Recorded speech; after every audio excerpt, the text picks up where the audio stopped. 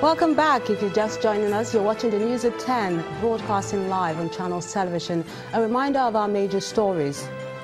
President Muhammadu Buhari is excited about his improved health as he turns 75, appreciates Nigerians for their fervent prayers. Goodwill messages pour in for the president as Nigerians unite in praying for his well-being. Vice President Professor Yemi Osinbajo challenges media practitioners to see themselves as agents of development in order to renew the industry. And at least 8 people are killed as suicide bombers target a Methodist church in Pakistan.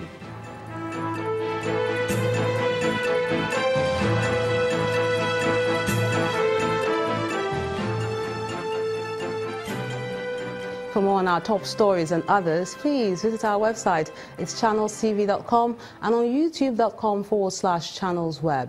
Log on to m.channelstv.com to watch us on your mobile device or download the Channels TV app for Android, iOS and Windows devices from their respective stores.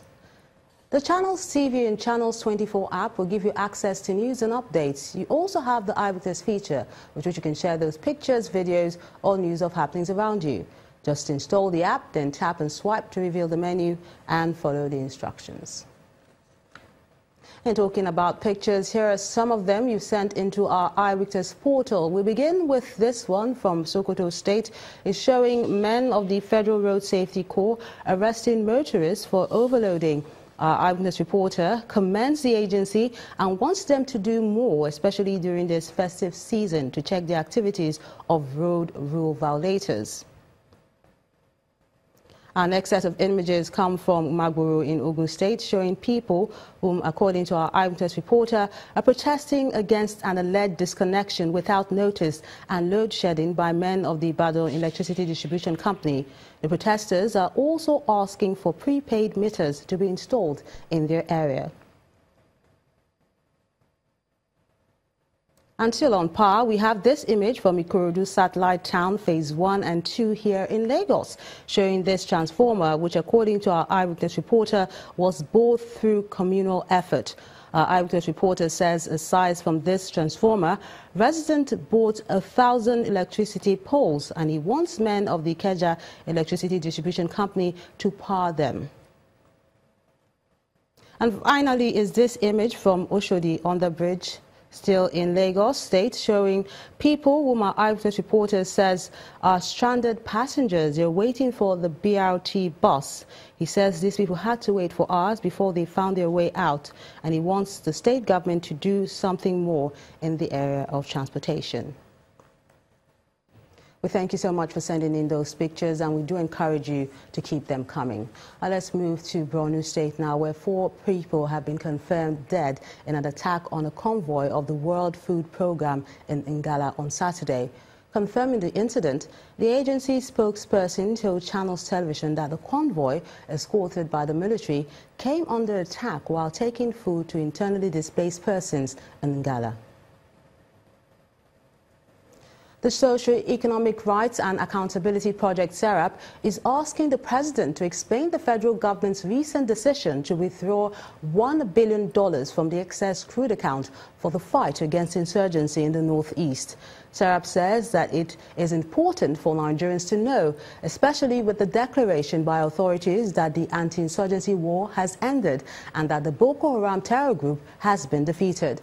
The statement, signed by SERAP's Deputy Director, Mr. Timothy Adewale, reads in part, and I quote, "The Nigerian people do not have sufficient information at hand to evaluate, much less influence, the policies, strategies and funding to end Boko Haram. Nigerians need to know the level of success that has been recorded against the Boko Haram and the security situation in the northeast, as well as the amount of public funds that have been invested to combat terrorism." End of quote. The $1 billion for the fight against insurgency was approved by the governors during the National Economic Council meeting presided over by the Vice President, Professor Yemi Osinbajo. This festive season, shoppers in and around Ogun State have been assured of adequate supply of affordable foodstuff. To achieve this, the state government is intensifying efforts to improve the production of rice and other staple food. Governor Ebikule Amosu has made it clear that the era of food importation will not return during the inspection of a rice processing factory in the state.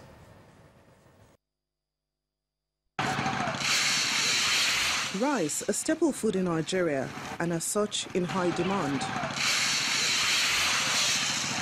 To bridge the gap between its demand and supply, agriculture industrialization in Ogun State is making available quality and affordable rice, including the local and delectable Ofada rice. Here at the Metros Rice Processing Factory in Shawojo area of the state, the government is going full throttle in rice production. The situation is not any different at the Metros Rice Processing Factory in Asheru, Abeokuta, the state capital.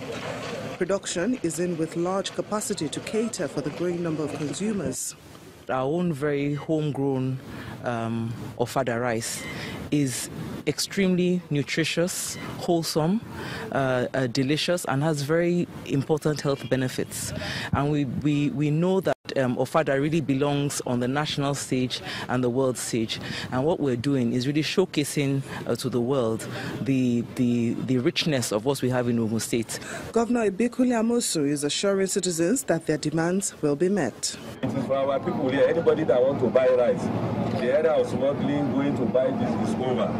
This is Ogun State rice, Metros. With this massive rice production coming from Ogun State, citizens need not look further to meet their daily need of rice consumption or any food supply for that matter. The Israeli ambassador to Nigeria, Mr. Guy Feldman, and a consortium of American firms have pledged $500 million investment in food production and energy development across 6 communities in Benue State. The Israeli ambassador explains that economic growth of the state will depend on how both parties complement the investment, while Governor Samuel Ortom has asked the American firm to focus on job creation as they take over the ailing Taraku mills and other industries. Communities lying on the banks of River Benue between Buruku, Guma and Agatu are set to benefit from the $500 million agri safety projects to be funded by an American and Israeli consortium. The projects are aimed at helping these communities recover from the ruins of herdsmen attacks by armed herdsmen. The parties opened discussion at a private meeting between the Israeli ambassador to Nigeria, Mr. Guy Feldman, and Governor Samuel Ortom in his office shortly before this expanded meeting. The ambassador is leading a consortium of investors in the area of agriculture, security and power generation. But it's important for us to create a sustainability, and sustainability is to bring the private sector inside. If in any kind of a project, everybody will win. The manufacturers, the people that work over there, the community, the investors, it will sustain. Governor Ortom also meets with another set of investors who are taking over the ailing Taraku mills and tomato paste factory with an investment portfolio of $500 million. We build the investment plans based on our FDI partners in areas of mitigating risks. We look at uncertainty and sensitivity analysis and how government is implementing new policies, as well as being able to add continuity to investments after administrations change.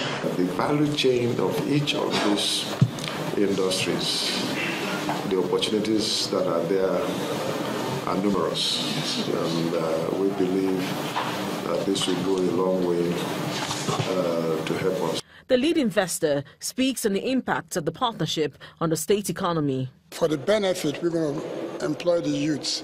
We would definitely want to give 10% of our profit back to the community to help in community development. So we are already forming a non-profit to identify key projects like in health sector, in school, give scholarship to very bright students to be able to go abroad, study, come back to help your state.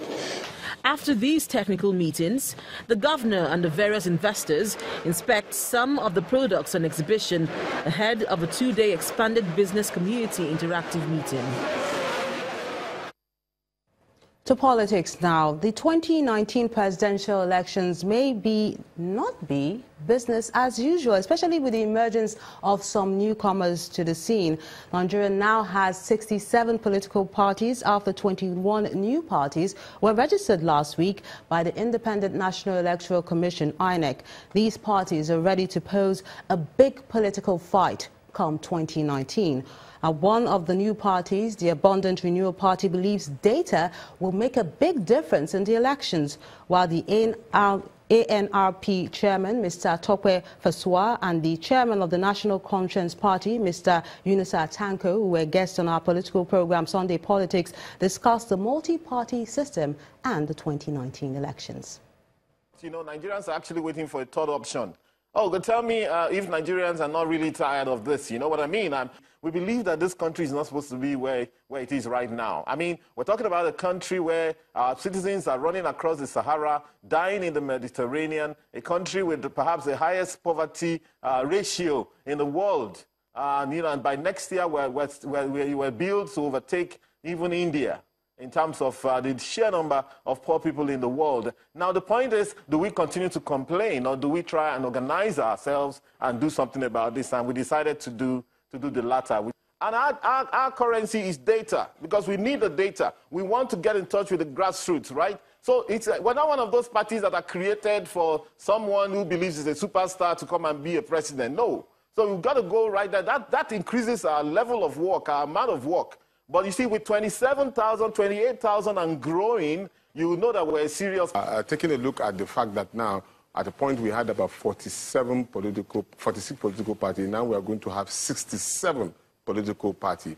And that brings a lot of challenge also to INEC to perform. And that brings us to the question with regard to the 2019 general election. INEC has just fixed a timetable for election, primary election to be held by political party from the 15th of April to May 15th. That's barely just 1 month. And I wonder, how can INEC conduct such a humongous exercise within 1 month and then 67 political parties?